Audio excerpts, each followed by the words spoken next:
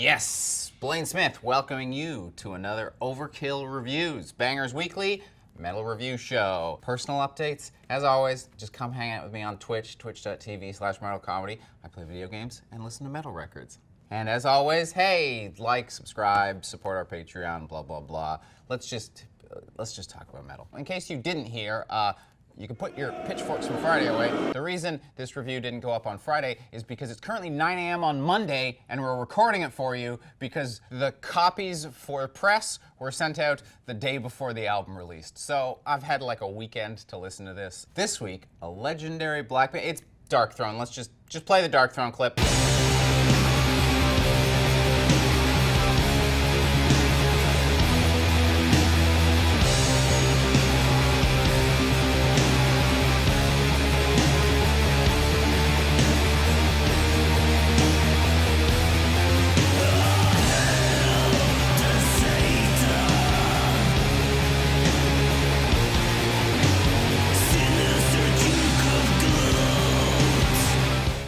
Never covers black metal. That's right, DARKTHRONE released Old Star a couple days ago on Peaceville Records.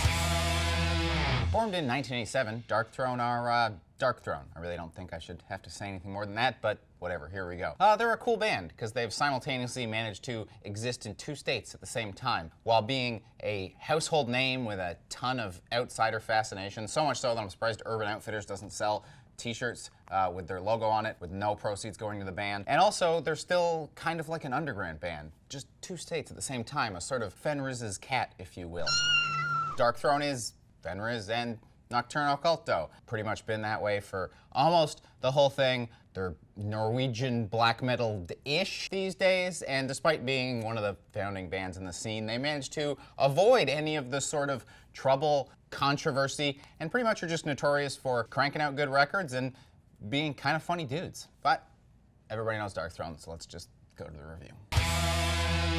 Pretty much these days, DARKTHRONE plays DARKTHRONE tinged whatever the hell they want to. Usually it's some kind of mashup of stuff they grew up listening to that they really like because they've gotten older and they really don't care what you think. They just want to play music that they think is fun, and that's on full display here. A great example of this is the Hardship of the Scots. This song is just super awesome. It starts with a slow build to a really, really catchy riff, but not catchy in a cheap way. It's really a thing you can listen to over and over again. I know you can listen to it over and over again because I was changing audio sources and my Media Monkey player glitched and it accidentally looped 10 seconds of the song for 5 minutes before I even noticed, let alone cared. It sort of has a weird primordial spirit of metal to it where I feel like you could take the core of this song and give it to a band in any genre and they'd put their twist on it and it would still sound great.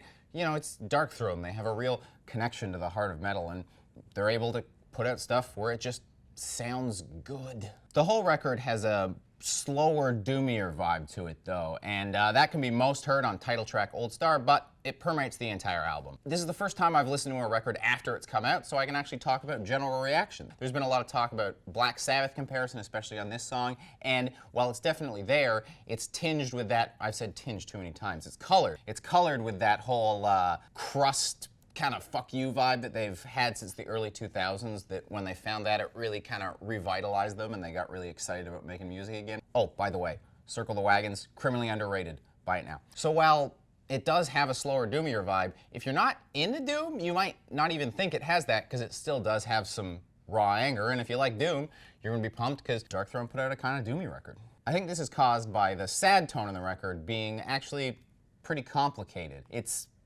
hard because there's no word for like sad and funny at the same time. It's like melancholic but sanguine at the same time. I don't know, it's hard to nail. And no, I'm not getting smarter. I learned those words from Space Marines.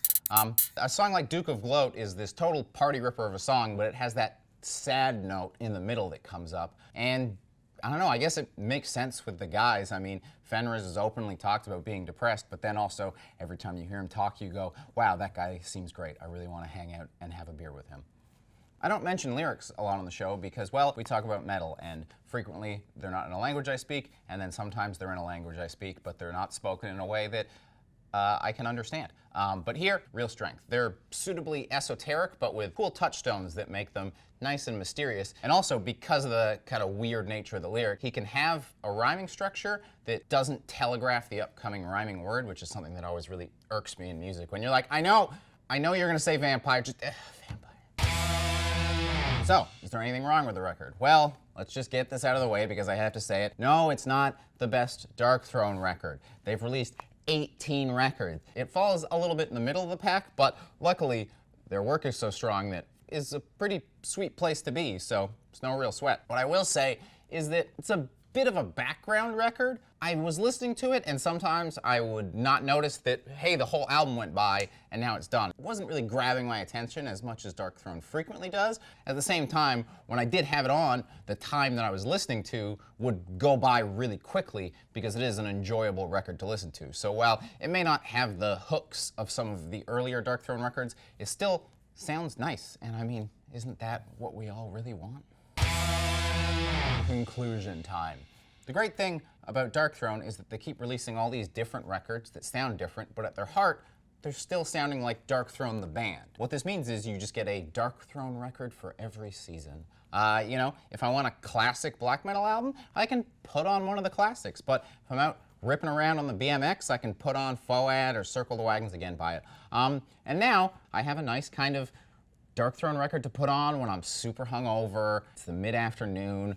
I got my book out, I got my cats with me, and my couch has been converted into a bed, and I'm just sitting there questioning the decisions in life that wound me up at that point. So hey, that's great.